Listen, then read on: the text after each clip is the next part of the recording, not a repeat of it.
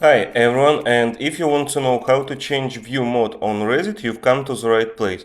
So to do it is quite simple. You just simply need to open your Reddit account, and here you need to press on your account icon in the top right corner, find settings, and here we have view options. So we can change default view from card to classic.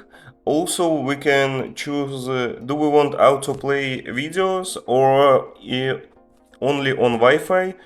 Also we can change our thumbnails, so click on community default, never show or always show. Also we can reduce animations, for example for GIFs, image, for videos you can reduce animation and it will save your internet.